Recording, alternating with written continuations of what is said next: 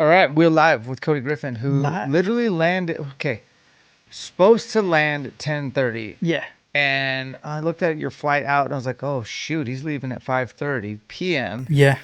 That's cutting it pretty close. I guess we might I maybe might we get a don't get to motel. work out. Maybe we won't shoot bows, but what we are gonna do is do arrow content. I wanted to Yeah. do that, and we're gonna podcast. For sure. Then you text me my flight's delayed. Yeah. Alaska sucks.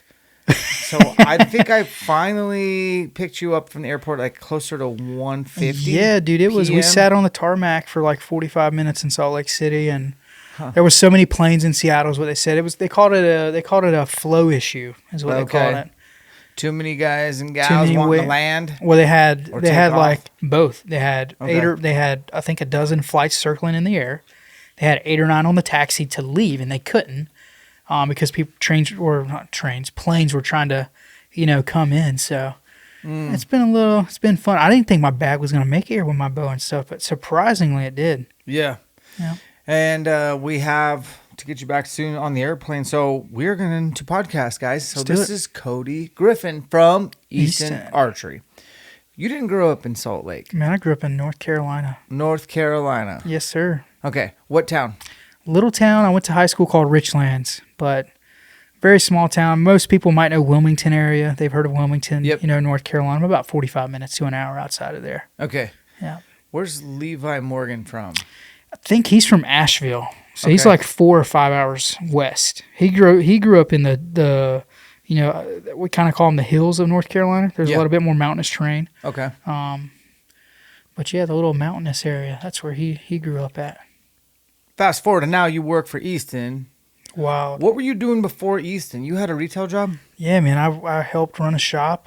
There's a shop in Jacksonville, North Carolina. I think, I try not to shamelessly plug them in, but I do at the same time. That shop's incredible. It's called Extreme Outfitters. Those guys are extremely knowledgeable. I mean, they're cutting edge in everything they do. They take their time with their customers. I'm sure just like Spokane does, but they're very technical. They know how to tune bows like nobody's business. They know how to tune arrows. I mean, they're sharp. Okay, so you were picked up probably, what age did you start there? Man, so I started at another location called Eastern Outfitters, and it was a couple miles down the road, but I kind of hit my glass ceiling there. That's kind of where I learned some stuff. I learned a lot about archery through actually a program that Easton helps out with called NASP. Yeah. National Archery in the Schools program. So I started with that. And funny fact, I'd done a podcast with Dudley, and he actually wrote the curriculum that I learned off of through that program.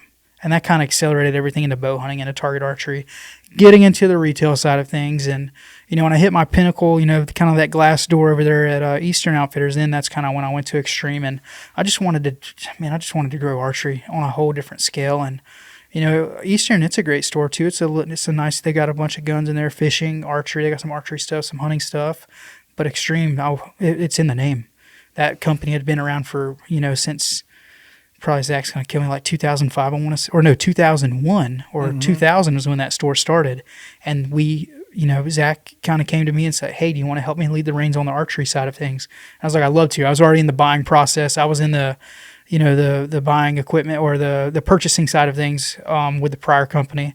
And I kind of took a lot of that knowledge with Zach, and Zach's been in that business since like 2005. So he's been there, almost 2 decades.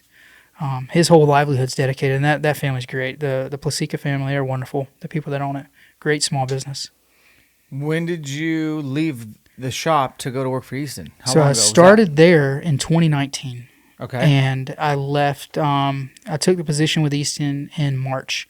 So March 26th was my first day, 27th was my first day at Easton of 2023. So I've been with them almost a year and 6 months. Okay. Yep. So by the time I saw you at TAC in Salt Lake Yeah. a year ago, I've you were been kind there. of just new hire. Yeah, 4 months in. Oh, okay. Yeah. When did they start throwing you on camera? So that was kind of like the hiring and the interview process. That was kind of the draw to it. I'm going to guess because Gary asked me how I felt on camera and stuff like that. And he's seen he's seen the work that I was doing with Extreme we were doing together and stuff. And, he really likes saying Gary's been on camera. Gary's actually an editor. He's edited a lot of TV hunting shows produced and stuff like that. And like Eichler Outdoors and stuff. Yep. And, he's had a big pedigree in that background of that industry side of things with hunting and the publication stuff of things. So Okay, so yeah. Gary hires you, the whole team. Tell me about the team that you work with at Easton. Bunch of killers, dude. Really? Assassins. They are murderers. Like, they're in a good way. Yeah. Like, with everything we do, Jay works so hard. He's our digital marketing manager. Okay. He does everything on the website that we have. Backdoor stuff. He's been through all the promotional side. Jay's been there like, I think over 10 years, I'm going to guess. I want to say Gary's been there over 30 years. There's so many people at Easton. There's a couple. There's probably on both hands I can count people that have been there for 25 years or longer. Okay. And Gary's been on the marketing side of things for forever, I believe. He started out with dealer relations and stuff and, worked into that marketing sector. He's got a background and a degree in that. And, he does really well. I think he manages that ship really well. And, to kind of to spear that tip is Tyson. And Tyson is young and hungry, dude. Tyson Yates is fearless. Like, I would not want to work against him for another company or like against him, if he were in charge of another company. Tyson's fearless, man. And he was. I'm glad he's on Easton. But he was on a hunt instead. Yeah, he's hunting. Where's he hunting right now? I think he's doing some mule deer hunting. I'm not sure exactly where at, but dude, his office. He's got some wild stories, man. He's a killer too, man. And Gary, same way. Gary's got multiple moose kills in Utah. Gary's got some very unique stories. I'd love for Gary to come out here and tell it. Oh, yeah. He's hunted everywhere. He's done it all. And Gary's not techie. We joke back and forth. We call things lipstick, half outs and collar. He goes, oh, that's just lipstick. And Gary's not, he loves deep six stuff. Like loves FMJ. He shoots 60 pounds, 29 or so inches, and he's lethal. He likes to go down to Florida and kill hogs and kill anything else as long as it ain't got fingerprints. Okay. Yeah. So that's the squad. What is Tyson's title?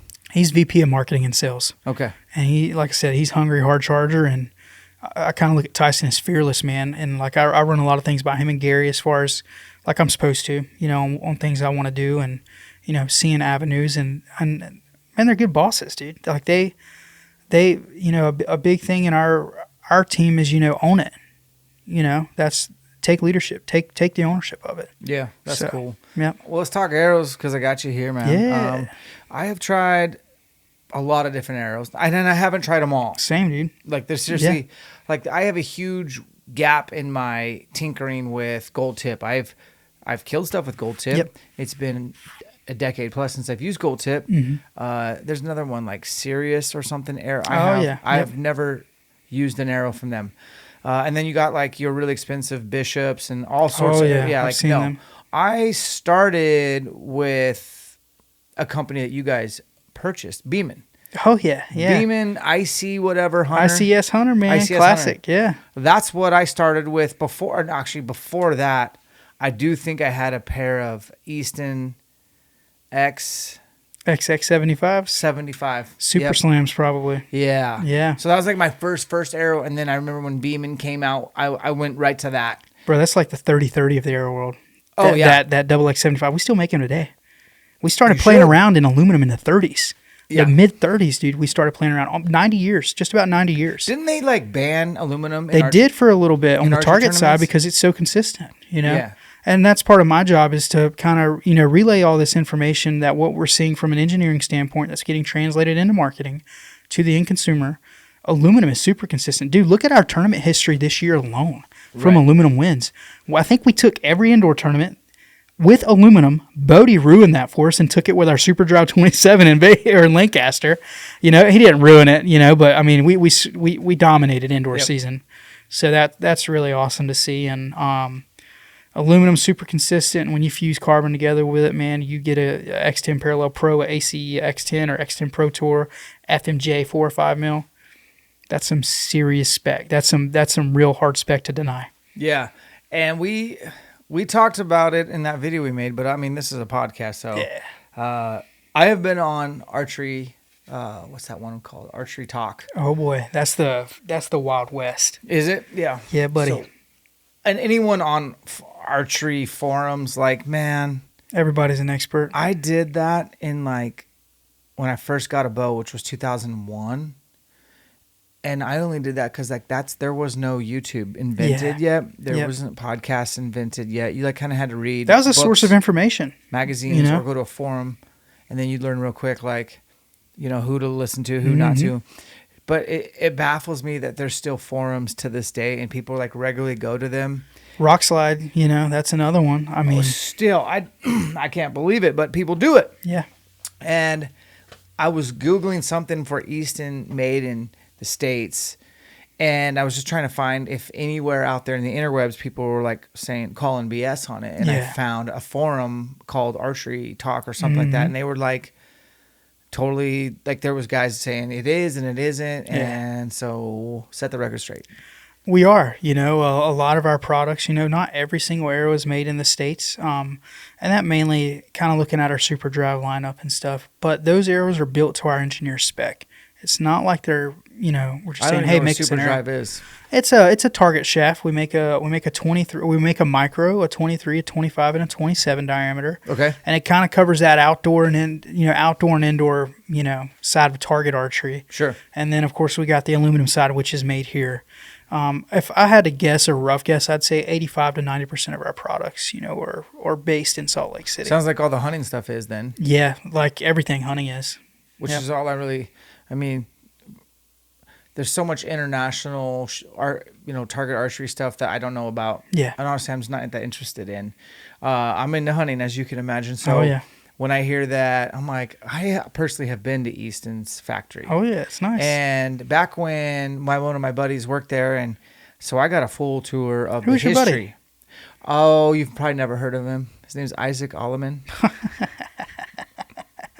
Oh, senior. Yeah, so Isaac used to work for Easton, and I went down to see him, and I got a full factory tour. Yeah, buddy. I don't know what year that was, honestly, but I want to say, I know I was going to do maybe a tack at the bird, or it might have been bowcast at the bird. It was a long time ago.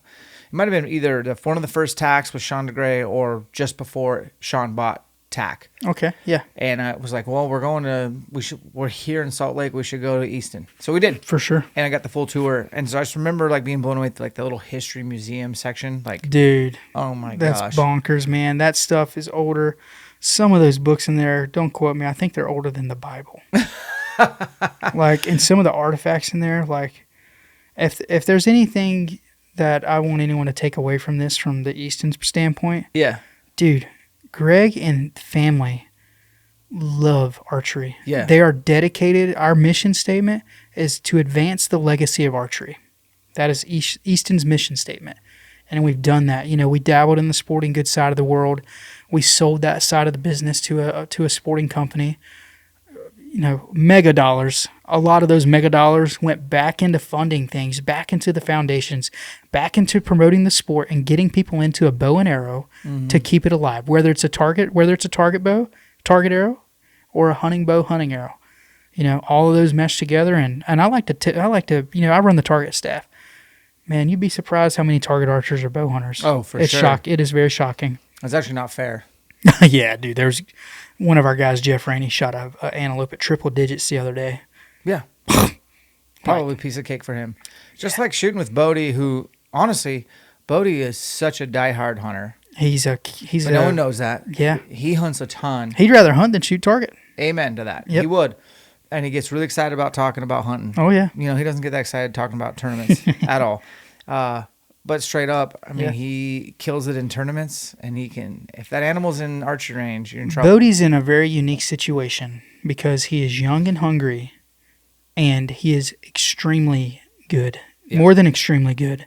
He will knock off some of the top archers in the world in due time. I know. And if Bodie's not considered, Bodie's top 3, I'd say. Now, if you look at other rankings and stuff like that, you're going to see different names and everything. There's a point system and how things vary and stuff like that. But look at what Bodie's done. He's won Reading. He won Reading with an Easton arrow. He won Lancaster and Vegas with an Easton arrow. He's killed giant animals with Easton arrows. And I remember when Joel came up to me and said, I kind of want to work with, Easton and us on a more official level. And I was stoked. And I kind of asked Joel a little bit later on, and I was like, man, why us? Like what? And I know why, but I want to hear what he thinks, see what he says. And he says, honestly, man, there's good people there. And he says, you guys have materials that other companies aren't utilizing or don't know how to utilize or whatever it might be. He says we can really play around with things and make things work. That's so important. That is Yep. key. You do have a lot of opportunity Yep. to tinker and figure out what's going to suit you best. And Mhm. hey, man, Bodie's the biggest tinker of them all. He plays, man. He does. He's tried so much different stuff, and he's pretty observant too. Like he's constantly trolling my Instagram, and like he just doesn't miss a thing. So I Yeah, love he's that kid. cool, dude. So then you guys have your tournament side of things, you have your hunting side of things. Yep. And so you manage both promotional staffs. So I manage with some of the hunting staff. A lot of Gary takes on a lot of that. You know, I don't get to see Nice. it, which is, I mean, I think it's a good thing because he's very well in the loop. He's been running that sector forever, and Yeah. he's got a lot of good standing relationships there. And he slowly kind of introduces me to folks, you know. And Oh, cool. but yeah, I do run the target staff, and Gary helps me out with that. You know, I even get help with Steve Anderson, who had kind of the same position pretty much, you know, prior to me coming in. And that's the cool thing is being where we're at. You know, it's like I was telling you earlier, the amount of network and net worth within that company and Yeah. everyone that's associated with it is insane. The How many amount of engineers knowledge do you guys have? so we have Josh, Dylan, Adam, and then there's an entire manufacturing side of it. Justin Ben is the VP. Justin's there. There's Charles. Dude, there's a slew of manufacturing engineers. I won't be able to name them all. The key guys that are across from me in my office are Dylan, Josh, Zach's like our engineering product coordinator. You know, he's very tech savvy and stuff like that. Clint's VP of product quality and stuff. He kind of herds that team together. And Adam is in charge of. He's new to us. I actually don't know what his official title is, but he just killed his first elk this weekend. So he's a stud. It's so crazy that you guys are open for elk right now. I never even think about elk until honestly September 1st. So Yeah. when did your season open? Last weekend. Holy crap. Yeah, Saturday. What was Saturday? The 15th? Yeah. Yeah. That is so early, so hot. What do you sit in water? I don't know what they do. I haven't gone out yet. You haven't? So last year, like I really wanted to dedicate myself to being the best person I can for this role at Easton. Yeah. If there's any, and I've told Gary and Tyson this, the last thing, I don't go to there for a check. I don't want to let anyone down there. That's why I cool. try and work so hard, you know, and try and cultivate a team and develop a staff that's, you know, promotional and educational. And, you know, we've already got the winning side down pat. Mm-hmm. We've got the X10. It's the world's most winning arrow in history. You know, it's the world's most winning piece of sporting equipment in history. Oh. You know, so in the summer games, like we just took every medal in Paris. We've done that since 1972, since archery was brought into the Olympics. Really? Yes, sir. Okay. Check. Podcast over. 26th. Okay, so how long y'all been dating? April and I have been together. August will be like 4 years official, but you know, since I asked her to be my girlfriend. When did you do that? 2020, August 12th, 2020. Okay. And then when did you propose? I did this kind of strategically, and it's kind of so December 31st of 2023. Yeah. I'm a numbers guy, so I went to school on the math sector of things. I actually need to finish my degree, but I'm a math guy. You're a math guy. Math guy. So 1, 2, 3, 1, 2, 3. That's 12, 31, 23. And that's what I like. I thought that was cool. So as the ball dropped, I kind of, you know, asked her. I thought, Nice, man. That's cool. Were you family around. nervous? Not really, man. It feels right. You know, it's kind of one of those things. Is she from North Carolina? Yeah, she's from Charlotte area, so she's about 4 hours away from me, from where we grew up apart or grew. Is she currently living in Yeah, Utah? she actually sent me the LinkedIn post for the job here. Okay. Yep. Legit. Yeah. So when you got the job, did you have to do long distance dating at all? She moved with me, dude. Day one. Day one. She's a ride or die. Okay. I like her already. She's legit. Does she shoot a bow? She does not, but she wants to get to playing one. There's a really good shop in the area. There's a lot of good shops in Utah, first off. There's one really close to our house that, you know, I'm thinking about taking her in there and getting her. Kind of want to start her off on a recurve, honestly. Just Why kind of not? just Yeah. to fling some arrows and stuff, just see what, and then kind of progress into the compound side of things. But a little shop called Wild Arrow out there, they crush. They do really well. They do a lot of business. I think Yeah. I've talked to those guys via email. Jeremiah and all those Yeah, guys. to do some content with them Yeah. if I'm ever in town. They do a lot of stuff with Hush and Oh, good. yeah. Okay. So you're getting married. Mm-hmm. How old are you? Dude, I'll be 30 this year in September. What's your birthday? September 17th. That's a good day to kill a bull on. Have you killed a bull on your birthday? Dude, I've never shot an elk. So I've been a whitetail hunter all my life. Oh. Yeah. You have the potential to have a birthday bull. I think That's Jake dope. Webb, my old camera guy's birthday is September 18th, maybe the day after Okay. yours. Heck yeah. And I just remember him always trying to get a bull, really trying hard. Yeah. I mean, he's always trying hard, but really, really trying to get one got killed after he on his dug in. birthday. Yeah. And I think he'd killed one on the day before. Wow. And he's killed one on the day after, but he has not stuck a bull on his birthday. bull. I've never looked at it. You from need that. to kill a birthday bull, bro. Dude, I need to you get have a after tag this year? So all we got to do is go down to the Smiths, and I'm just going to buy a general over-the-counter, tag, cow or spiked, or it's bull or cow tag, and a general unit. And then I believe you can get a limited entry tag over the counter, but it's either a cow or a spike. And what's your archery season on elk this year? I don't know when it ends. Well, I know That's a they good got question. that extended, They do have extended, yeah. but that's It's probably a month and a that's half, for like I'd the say. James Yates and the what's that other kid's name? Chat Martin Chag? Martin Chag, yeah. Chag? Yeah.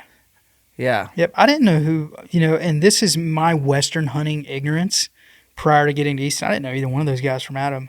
Okay, yeah. I started talking with James I didn't Yates. know James until he started writing for Western Hunter. Western Hunter, which isn't a huge publication to be honest, but it's a damn good one. I'm gonna And tell he you was what, penning dude. some great articles. I was like, James this is a stud, brother. He is I believe, don't quote me, I know he's an engineer, but I believe he's a chemical engineer. he's a chemical engineer. I've had him on And the pod. he is a smart son of a gun. Yeah. When it comes to the sophistication of arrows Yeah. and how to find a good one, he knows. Did you see his arrow audit he did last August? Last Tell July? me about it. Oh, dude, it's crazy. So James is out, and kind of this is my mission statement too, is to spine consistency around the shaft and from arrow to arrow is way more important and critical than straightness will ever be, and even weight. I believe there was a test, and I'd have to go back and reference to George on this, but I believe there was an Olympic recurve setting where we had two different spine value arrows, but they weighed the same and they had great straightness. And they did not wad up together at all. And we're not talking a crazy difference in spine value, I believe let's say like a 380, and you get some 390s in there or something like that, purposely making things kind of shift to see what happens. We can take arrows that have great spine around shaft consistency, great spine consistency from arrow to arrow, and have different weight, and they will group together out to 70 meters. Spine consistency is way more critical. Basically, the arrow flight, the dynamic 100%. spine, the flight characteristics. Yep, dynamic spine is very funky because you can't control that. That's all in the system, Right. and it's all in the bow. It's all in the basically it's all in your setup. What your draw length is, what point weight you got on it. How many pounds. What's the stored energy of that cam look like? What's the draw force curve look like? That's a dark rabbit hole, to go into. But when I buy a box of 340s. And I go and test them, they're going to be 340. We ain't got to worry about noctune. And the noctuning's it's like voodoo in a sense. Some arrows you'll have to do it if they have like a stiff side or something like that. And other thing is spine shouldn't be a location. It's not like your spine on your back. It's not a location on the arrow. Spine is circumventual consistency when you spin it. It is the deflection when 1.98 pounds hangs from the center with 14 span left and 14 inches span right. That is what spine is. And when you roll it and it changes, there will be some inconsistencies from everything I've looked at that's been presented to me, from audits that I've seen and such. And our process in which we make our arrows here in the States, our AccuCarbon process, is very consistent in spine around shaft, spine from arrow to arrow, outside diameter, which is critical for component fit, especially on the formal sector. Yes. And consistent in weight. Imagine a 3 or 4 mile tube that gets chopped at 31 inches. You have identical sets year in and year out. We're not having to group, to weight or whatnot. We're not having to group to spine. We know they're coming out right there. Yeah. I mean, and that process is super proprietary. You can find it on YouTube. There, Lancaster, I know, has got a little video they've done on it. There's a couple other companies, we've kind of let in. And if you want to come take a tour at Easton, come on by. We'll show you. We make them in there. We do, and we want to try to walk the line of what are we allowed to film and what we're not. That's just our style. Oh, for sure. I think that would be cool. When I think about spine. Yep. And we're talking everything's measured in thousands, right? And let's say you get this really fancy arrow and maybe you have a ram spine tester. Yep. And I've actually met the guy who invented that thing. He's not that far from here. It's a good one. It's not They're all perfect. They're all not perfect. But the point is like you're saying we don't put spine alignment on our arrows because we don't have to. Doesn't. Okay, that's what it's not a weakness for us. Exactly. It's not a. That's a hats off to the companies that have done that. That's a great marketing ploy, and I give them a pat on the back for it. Right. We don't need to because we don't have a stiff side. There shouldn't be a stiff side in an arrow. And if it's coming out of our factory, it definitely doesn't have a stiff side. And the only arrow that comes out of our factory has an Easton name on it. It's not calling up a manufacturer and saying, hey, can you build this for me? Yeah. It's built by our engineers, our spec. Easton is the only name that leaves that factory in Salt Lake City. That's legit. So how do people know when to really get into the weeds and noctune? Noctuning, guys, is simply shooting an arrow that doesn't have vanes on it. Mm-hmm. And manipulating the nock until you get an ideal, consistent tear amongst your batch of arrows. Essentially, I don't want to make people mad. Essentially, if you torque the bow at all, which we all do to some degree, but essentially if you're not a professional archer, in my opinion, and especially if you're newer guys and you have bad habits, you're really just wasting your time. Well, not only that, there's a lot of factors that go into that nock tuning stuff. I think John, Dudley said it best. John's one of the best archers on the planet. He's got a pretty impressive resume on the target side, and he's a hell of a bow hunter. You know what John says? He just puts an arrow in there and shoots it. When you get that caliber of an archer that can probably hit pennies at 60 and 70 yards, that's a lot of faith in a product, man, and he preaches it. That's cool. I personally don't noctune. I really don't have the time, and I honestly don't. I could make the time for it, but I've realized that I am not an elite archer. Me either. I don't need to kill elk, deer, bear, all the animals I hunt. 100%. But I need to be proficient. Yep. I need to have confidence. I need to be able to duplicate 100%. Shot after shot, the same process. And that stuff's important to me. So I hate to see guys spend so much time on like... I'd rather them shoot their bow. Oh my gosh, right? Dude, just here's spend the thing. Time shooting your bow. A lot of this stuff is the wizard and not the wand. Bows are the best they've ever been. Mm-hmm. Matthews puts out an incredible product. Hoyt, PSE, Bowtech Elite. All of them are putting out phenomenal products, you know. I mean, they wouldn't be winning tournaments, if good equipment wasn't on the market today. There wouldn't be giant bulls killed at great distances and stuff like that. Yeah. And same thing with arrows. No doubt. But I don't think we spend enough time behind our riser getting familiar with our equipment. We go down the minutia of how much, and I thoroughly agree. I believe there is some validity to front of center. Yeah. I believe there's probably an optimal number around that 12 to 15%. But some of our target arcs, John did a test, 11%. One of the best groups he's ever shot, they calculated out was 11%. Mm-hmm. Yeah. He's talked to the professors. There's like a professor based out of Great Britain or in England. He's got a literal doctorate degree in aero flight and aerodynamics. And he brings a lot of that stuff up. And, you don't need a 650 grain arrow or 20% FOC to kill things. It might help depending on what the animal is, Cape buffalo or something like that, or, a dangerous game animal. But, I think if we put in an insert, you put 100 or 125 grains on it, you get really good at making a great shot. I'd say invest in shot IQ. Personally, I'll endorse Joel. I think his program's incredible, Yeah, no, Joel saved my ass not too long ago, dude. Like I had this kind of rough stretch with archery where I was just kind of slumping, and it wasn't like I'm like, oh, I'm in a slump. Yeah. But it was like, man, some days I feel like I'm not as good as like I usually could be, or how I, and I was like, you got caught up. And that's what I did. Joel's like, yo, dude, look at your string angle. This is like he just kind of, I think your draw length's too short. And I had shortened my draw length considerably, and I'd done it for like 8 months. I shot that way.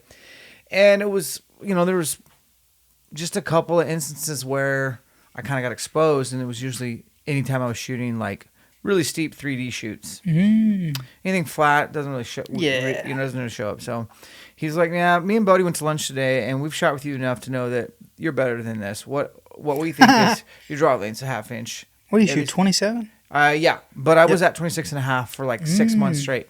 And like I said, just that little bit of adjustment has really brought up my groups back into like where, I mean, confidence is soaring, this is a good time of year heading out the door for to sure. have confidence. And the shot execution thing, I mean, I owe Joel so much. You and me both. I have killed a lot of elk punching the trigger. Mm-hmm. And that's I was a dirty feeling, dude. Killing them in places where I could have, gotten away with it there for those elk in the steep North Idaho where I killed this bull at 12 yards. I killed this bull at 16 yards. I killed this bull at 14 yards. Yep. But if I would go hunt elk out in open country, I think it really would have... Confidence would have diminished a little bit. Oh, I think I would have been exposed. Yeah. Because I just want to get rid of the arrow. I just couldn't be present in a shot. I'd have to just go into autopilot. Joel's got that saying, thinking or not, or thoughts are not thinking. Mm-hmm. And I'm not a big fan of flying. I have to fly a lot for work. I didn't know that. I don't mind getting on a plane. I'll sit on a plane 4 or 5 hours or whatnot, but I tell myself my thoughts are not me thinking through this, and it calms me down. Yeah. I'll even go to like this water bottle. If I got a water bottle on a plane, all right, Cody, you know what we're going to do? We're going to unscrew this lid very slowly and precisely. We're going to put it to our lips. We're going to take 3 gulps, and we're going to put it back. And it gets my mind off any kind of anxiety or that's cool. And I don't have anxiety, I think that's... I know what you mean, but yeah. You know what I'm saying? Yeah. I hate flying too, by the way. In fact, Really? I told my wife, we just flew back from Texas, and I was like, hey, I think this is my last airplane ride of 2020. Bro, you flew to Hawaii a couple months back, didn't you? Oh, I fly all the time, dude. Yeah. So, but I hate it.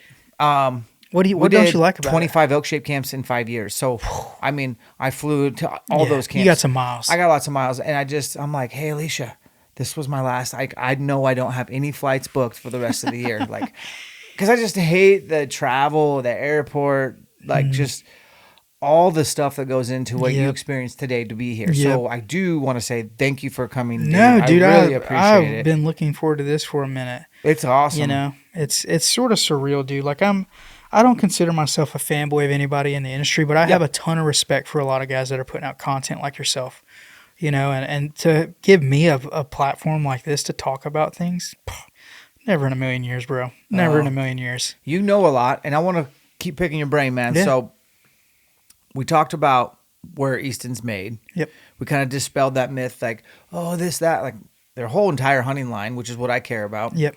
Let's talk about the differences between AC. Yes. Like, what does AC stand for? Obviously, and then the complete opposite of that, an AC would be like an FMJ, which is what I used forever. Great shaft. It's a great shaft. I still have killed more elk with an FMJ than I have any other arrow. That arrow's killed a lot of things on this planet. It's a great arrow. Yeah. All my arrows weighed over 500 grains. Yep. They did for years. That's what I ran. Yep. Obviously, since then, I kind of want my arrows a little lighter. Shifted, yeah. Yeah, yep. I've shifted a little bit, but still love that arrow. Yeah. Stand behind it. You guys have one arrow that you made for a long time that you don't make anymore. ACC.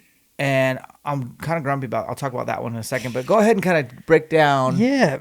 AC, that process really started, decades and decades ago, and it stands for aluminum carbon. What we do is we take a core, aluminum core. It's perfect. It's flawless. Aluminum from the manufacturing standpoint, this is coming from our engineers, super consistent. Yeah. It's super, it's like perfect to work with. Yep. And it's consistent in weight and straightness, what you want. We then pick out the perfect carbon layout. There's very extensive, research done and experiments and, testing. We pick out the perfect carbon layout, and we have that around the shaft. We're taking the best benefits of both. We're taking the benefits of aluminum with it being straight and super consistent in weight and spine around shaft. We're also taking the best benefits of carbon, lightweight, high performance, and very strong for how much it weighs. And we're marrying those up together, and we can actually flip-flop. So like a Parallel Pro, it's an AC product. Yeah, it is. FMJ. It's got a core carbon tube with a metal jacket on the outside. And that arrow, dude, when it comes to straightness, pick up a standard one and spin it. It spins impeccable. A standard. Now you go to our match grade, that flip side, the match grade side of it, where we go into 10 times more detail into checking into straightness as far as in 5 critical locations of that shaft. Mm-hmm. Most companies are checking a section or two of an arrow, for straightness. We're checking 5 critical locations. We're checking the ends. We're checking the quarter notes and the center. Mm-hmm. We're checking that entire span of that shaft, in those critical locations for what is going to be 0.001 or better. Gotta love it.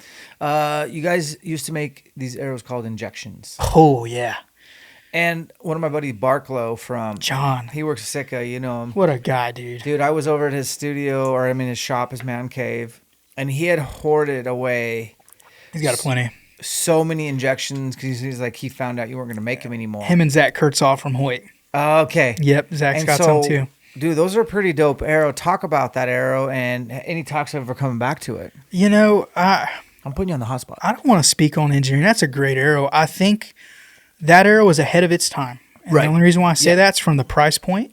Yeah. But what we're seeing now is talking with engineering stuff. I think we're seeing a little bit better profile as far as what the market wants.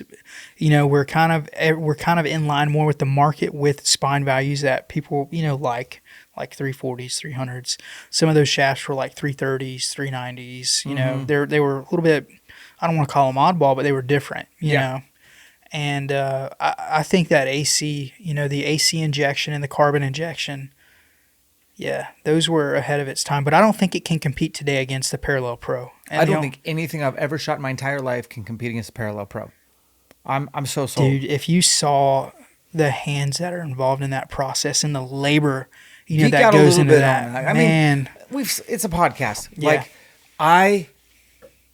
X10 Parallel Pro. Yep. The only flaw I can have in it is if you hit something really hard in your Reinhardt target, like it is a Ferrari, it's not one you want to take, off-roading. Exactly, guys. You don't take a Ferrari off-roading.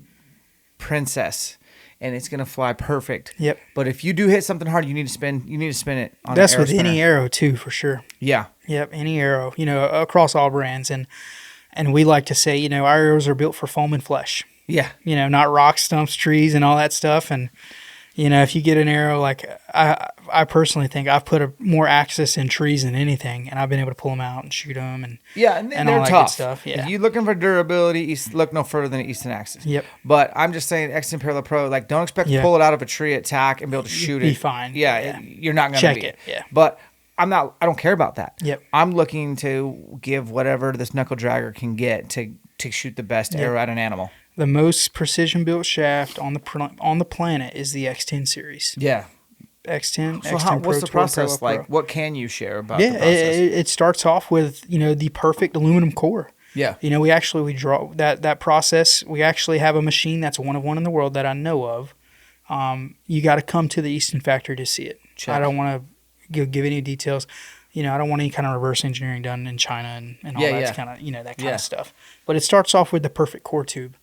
And like I said, we're still marrying those two materials together. Mm-hmm. And then a carbon layer comes, into effect after that perfect core tube.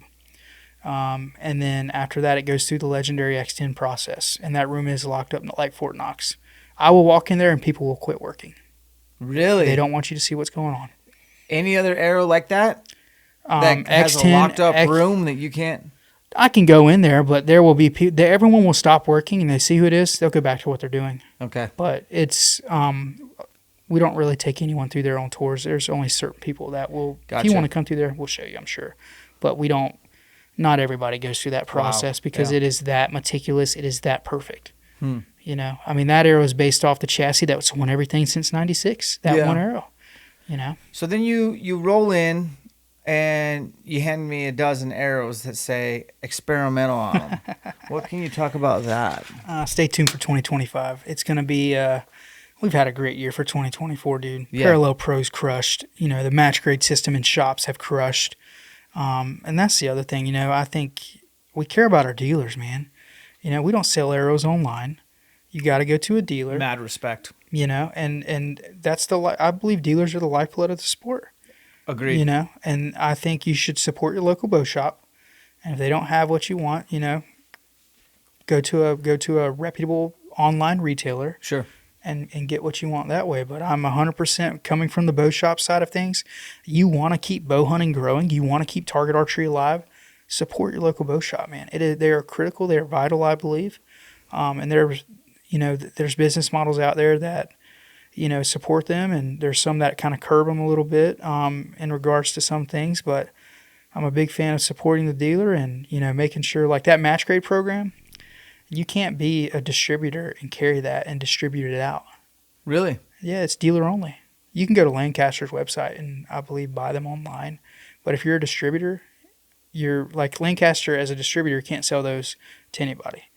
You got to go to like a Spokane Valley or Extreme Outfitters to get that match grade program shaft from the 6.5 to the, the 4mm, or even I believe the Parallel Pro, Exton Parallel Pro Hunter is now in that category. But yeah, you got to go through a dealer to get it. Perfect. That way, and a distributor is basically just like a middleman that comes in and buys up a bunch of bulk, and then they want to sell to. And there's nothing wrong with that. No, we I don't love care. our distributors. We've got tons of them worldwide. Lancaster does have their pro shop and their distribution center, and it's just kind of one of those things. Go to the mom and pop shop. I shop. never met anyone who owns an archery shop who's absolutely doing it for the money. Never met one. Yeah. Because there ain't a lot of money in archery. The margins aren't that great. The hours are pretty long. You can't sell that many bows. There's a lot of service involved. You're in the people business when you open up an archery shop. You do it because you love it. Yeah, you can't fly through and get a bunch of bows built, set up. It's just impossible. And the shops that are making money, they're doing it the right way. They're doing it through customer service. Mm-hmm. They're experts, subject matters in the field. They're subject matter experts, I should say, in the field. They have great customer service. Yeah. And they've got good personality. So the guys that are behind the counter, and that's my favorite crew, dude. Those guys behind the counter mean everything to us. They're the ones moving product. They're the ones that are being influenced by our target archers, our bow hunters. Those are the guys that are relaying that, that retail information to that consumer. So you see how that chain works. We try and push everybody to that dealer base.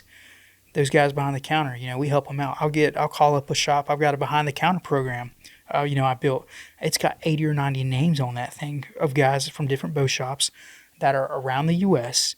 That were like, hey, I want to get you a dozen arrows this year. Thank you for your business and thank you for helping promote our brand. Yeah. It means that much to us. And I want to get you a shirt and a hat.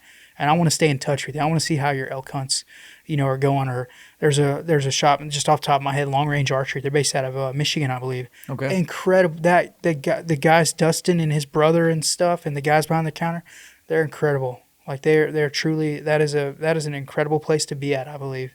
And there's all my shops on my behind the dealer or behind the counter program are like that. There's so many great shops. You got like Rob Morgan's shop. You got, Big Sky. You got, Black Hills. I mean, Spokane, Extreme, Corbin's, Austin, or Archery Country, the Bow Rack, Performance Archery. Dude, there's some legacy shops in this place. Yeah, you've named quite a few. Dude, I keep in touch, man. That's like cool. I think it's critical, and I try to remember everyone's name. Like that's one of my things. It is a super small industry, which I've always enjoyed. Oh yeah. Sometimes people forget how small it is. Very. And they need to remember that it is small. We all know somebody, You are 2 degrees of seperation in this industry instead of 6. For sure. Yeah. Which is, cool. I don't think there's a lot of industries like that. Yeah. I like it.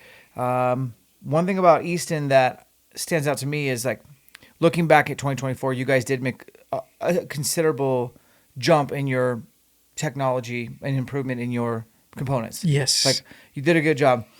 We just did a video for YouTube and we really pumped out that Sonic, man. That Sonic does not get enough love. God, that Sonic is such an incredible shaft, and it serves a dual purpose. It's a 1964 Arrow, so it's like a 19 series arrow is what we call it. So you can run that on the 3D scene and have great success. Yeah. And with ASA, I don't know how true it is or not, but there's always been talk in the last couple of years of moving back the known guys a couple yards to make it, a little bit harder. Excuse me. I think that Sonic's going to make a couple ASA appearances, and it's going to dominate. It's going to do good. That's good. And then on the hunting side, God, what a flat shooting arrow. It's 6 mil. It's great for components as far as the nocks go. You can put a collar over it, like on the videos that you've shown. Yeah. It's the spine round shaft consistency is wonderful on that arrow. It hits the GPIs that a lot of people are wanting per spine ratio. And I just think it's super forgiving. That diameter, that 6 and 5 mil diameter for me and my setup, I still run 4 mil stuff, and I can pound with 4 mil stuff. But I feel like I can get it made with murder on a 5 mil and a 6 mil shaft. That's cool. Yep. Yeah, I love that. So I just want to give that thing, I still want to give that arrow a lot of love. Please do, man. I feel like it's And the price is right. Like it's really affordable. It's great, that's made in Salt Lake City. Exactly. It's made by American hands, dude. Exactly. For the wedding, I'm glad you're not getting married in September. Yeah. And I do want you to kill your first elk on your birthday. Dude, that would be even great. cool if it was this year. How am I doing on time? We're doing terrible on time. Where are we at? 3:36. Dude, I can call the airline and say, like, hey, can you rebook me in the morning? If you Morning want, that's flight. fine. I'm telling you, it's I'll take a break and see if they can do it for free. Tell them where they messed up at. They left me on the tarmac for an hour. yeah, they may not. I tell you, these airlines these days, but I will do my best to try to get you on your airplane. Because is your wife expecting you, or your soon to be So wife? my fiance, she's actually in North Carolina. She spends some time with some She family. back home, man. Yeah, she goes back there, every couple months and just hangs out. What's her plan for kiddies? Because age 30, getting married. I got married when I was 27-ish, 28-ish, and then I didn't have my first kid till I was like Bro, I have no idea. 34. We're so like back and forth. Like if I look at it like this, at the end of the day, if she doesn't want kids, it's not going to bother me. Okay. If she wants kids and like She hadn't said? well, I don't know if it's kind of like joking around or not, but we always have that joke of, she sees a cute baby, like I want one, and then the other side of it, when we see a screaming baby, it's like not happening, It's kind of one of those things. But dude, I'm the last in my name, the last of my lineage from my grandfather. Yeah. Nobody else. Yeah, I was the same. So I will say, I'm sure is it's just rewarding. Old Dan talking. When you guys get married, don't be in a hurry. Yeah. Go, because my first 5 years was kidless, and like Alicia and I talk all the time about how that was like, seriously, we didn't know how good we had it. Yeah. Like we could go do any adventure, Yep. anytime, and it was awesome. We No went and did a lot of restraints. cool stuff. Yeah. As soon as we had kids, kind of changed the game. Yep. Our kids are getting older now a little bit, not like out of the house older, but like Mm-hmm. they're getting older. They can come do some stuff with us. They're not old enough to stay home. Yep. By themselves yet, which hence I brought my son to the airport today. Yeah, 'Cause the I'm little like, man was knocked out, bro. yeah, I was like, you are not staying home by yourself. You're 8 years old, But when they can't stay home by themselves, that'll be nice. Like Alicia and I will look forward to that. Whitetails, North Carolina. Imagine you're a whitetail hunter. Yep. What's your go-to setup for? And I'm just gonna kind of rapid fire a bunch of questions at you. But what's your favorite arrow setup for whitetail? 5 mil axis. Okay, Hands down. Are you running the hit Hit with brass. with brass 100 grains. collar? Well, prior to, I wasn't running a collar because we didn't have one. Right. So I was just running straight hit brass, 100 grains up front. Yep. Arrow came around 440 for me with a 340, 50 grains of brass, 26.5-inch arrow, so 3 fletch on the back with a Gotcha. wrap. Yep. Yeah. So what broadhead do you use for whitetail usually? Oh man, I've shot Rages, I've shot Magnus Stingers, not the Annihilators, the Helix. This year I'm gonna play around with that new Sever, that 1.5. I think that's gonna be cool. Yeah, so it's got basically bleeders, Yeah, and it's made out of titanium. it's tough. That's a great material. Why is. don't more mechanicals get made out of titanium? Can you tell I love titanium if you haven't figured that It out? is, yeah, no. For one, it's expensive, and I think it's probably a little bit harder on tooling, and it's harder for the machine shops to really, For sure it is. And I don't know from a metalist standpoint Right. of what the tolerances are. If it's harder to control, easier to control, I don't know that But sector. Sever's always been made out of titanium. Yeah, well, I think their first product they made was like an aluminum, like an AP or something like that. It Okay. might have been something different. I might It's be essentially the Ulmer Edge that was. call it. Well, I still think that Sever design is probably my favorite of all the mechanicals out there. It's got like I like this the one pivot I highly stuff. recommend. I Yeah, think it's the good. pivoting blades and deep Do you think a 2.0 is too big for elk? No. Yeah. I think a lot of it depends on your personal specs. If you're running 55 pounds, I probably wouldn't run it. Yeah. But if all of it comes down to shot placement. If you know you're going to hit soft tissue behind the shoulder, why wouldn't you? You know what I say beyond shot placement? I think it all comes down to shot selection. Because everyone says shot placement. I made a controversial video not too long ago about broadheads, and I was just speaking. Actually, I didn't know I was being recorded. I was at a ELKSHAPE, the elk immersion experience, and I was just telling these group of new elk hunters, like, you're not using an expandable on elk until you've killed one. Yeah. And you're not taking frontals until you've killed one. Like, you're waiting for... I just talked about shot selection. Yep. Because I think shot placement is assumed. But shot selection is something that people think an elk is broadside, and a lot of times it's actually slightly quartering to which geometry Angles, you're just running to those guts reducing after that. how much of an opposite lumber you're going to be able to shoot. And so shot selection, then shot placement, then your broadhead of choice. And mainly, I've always preached kind of like those bigger fixed broadheads can maybe bail you out of a bad shot penetration wise. Yes. But then maybe a mechanical can bail you out of a bad shot, kind of like guts wise, or something that opens up more things. I think there's a mechanical advantage with a mechanical broadhead. What it comes down to is error. Yeah. There's plenty of people that kill things with, I've killed things with, fixed blades and stuff like that. There's plenty of people all over the world. Our ancestors shot things with fixed blades. Yeah. But the mechanical advantage of surface area cutting through tissue, and there's also a slight probably disadvantage as far as the way some operating systems work on broadheads. There might be flaws somewhere. But I think you could have a one-off flaw. Like you could have a 100%. One-time bad deal. I think this is how I kind of structure how I look at a good broadhead. What is the material made out of? How sharp are the blades? Hopefully titanium. Titanium's tough, dude. Material, blade sharpness, cutting diameter, and aerodynamic flight path, and cutting diameter. That's kind of how I... There's some broadheads that are... I'll give you an example. This week, I'm getting ready to head out, okay? Yep. And I'm going to use the Iron Will Wide 125. And it's vented. Yep. So it's louder. A little bit noisier, yeah. It's definitely louder. But I'm also using hybrid HPs. Those are loud. I've obviously know that. People who are like, oh, that's loud. I know that. I know that. It doesn't bother me. But I've gotten those wides to hit bullseyes out to like 90 yards, okay? Yeah. Which is insane. I was just starting to come. I had just done some stuff to my bow. I'm running some different top hats that Josh Jones made. Like they're smaller incrementals. Okay, so you're getting a little bit finer detail. And I was like, okay, I want to shoot broadheads real quick and see what's up because I'm getting ready to leave. So I shot that wide at 60. Yep. And I hit a couple inches low. And I was like, all right. And I did it over and over and over and over and over and over.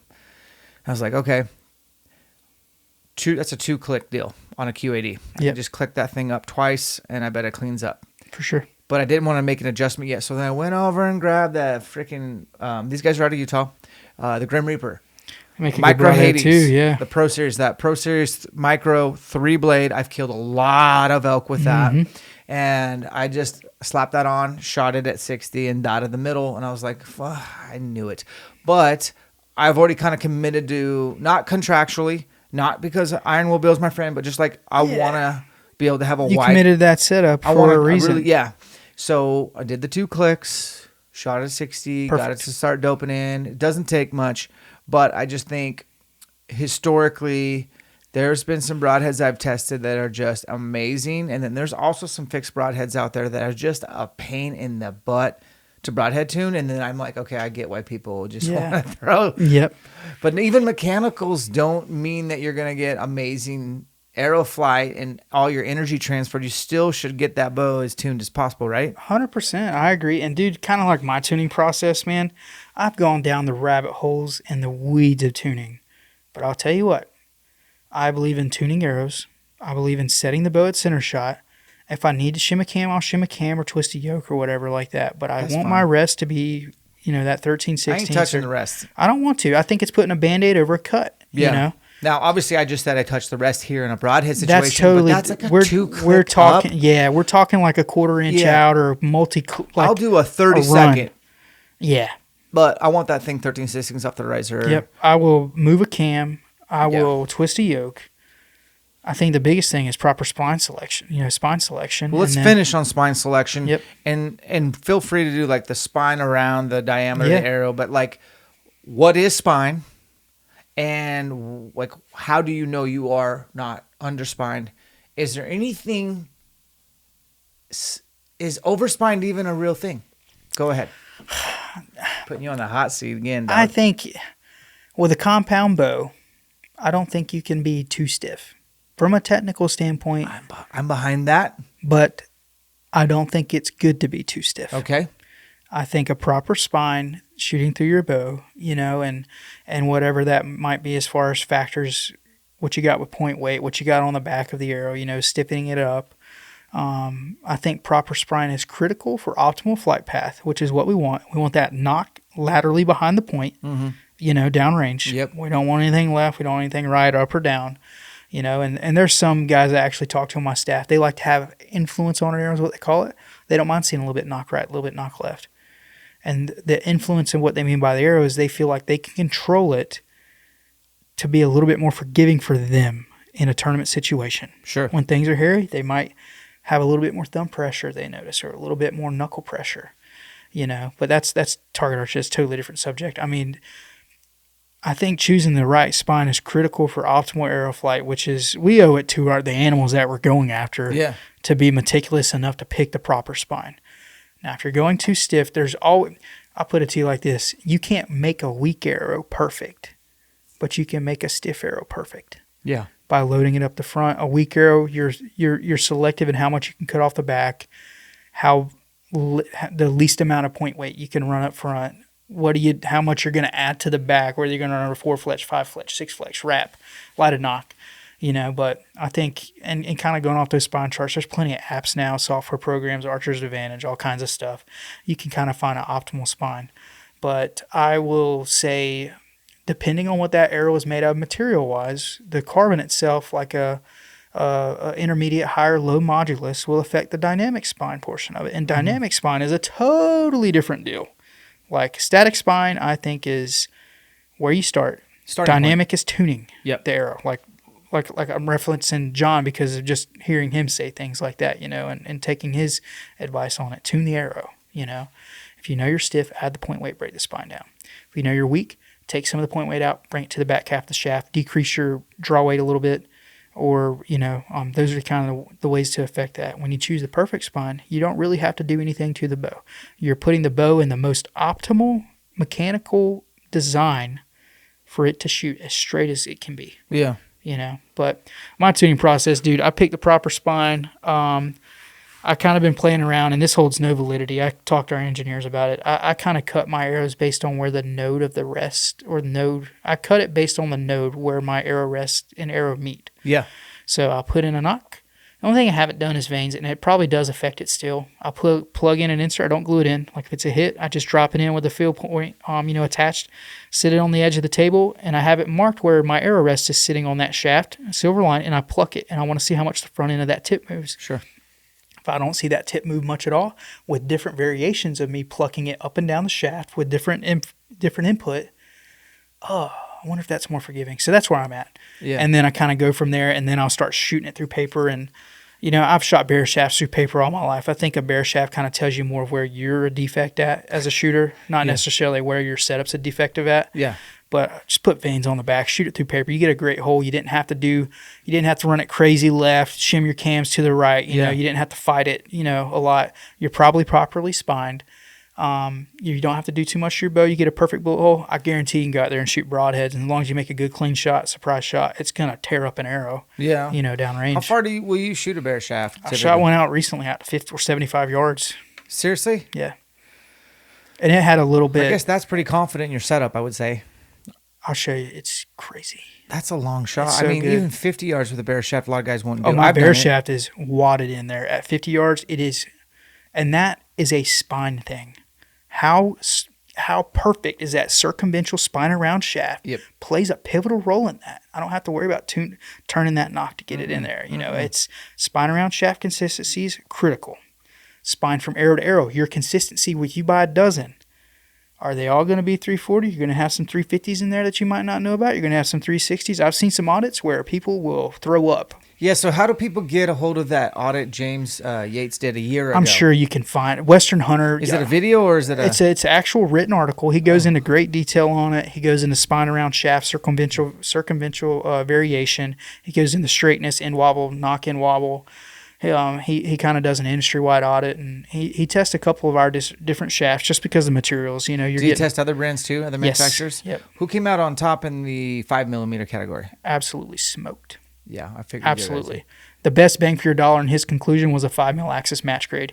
For the money, it's got the best circumventual spine around shaft, the best consistency from arrow to arrow, and the best straightness and weight.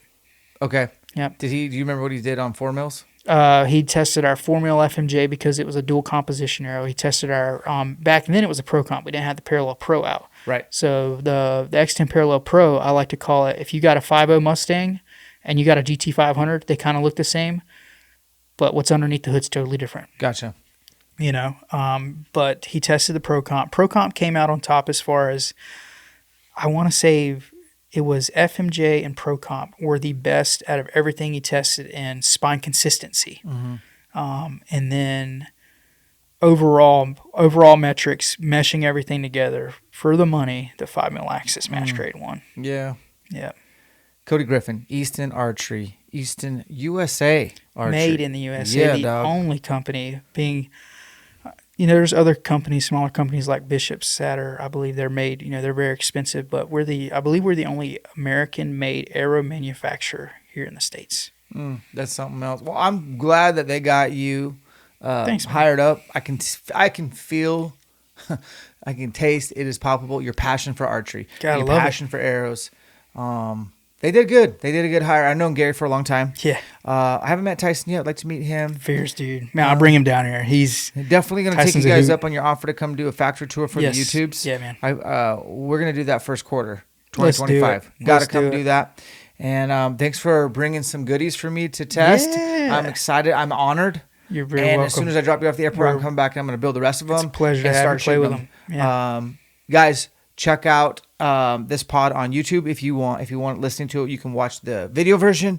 Also, been lookout for a couple videos that we shot today, and we did it all in a 4-hour window. And now it is time to go. Separation is in the preparation. We'll catch you on the next one.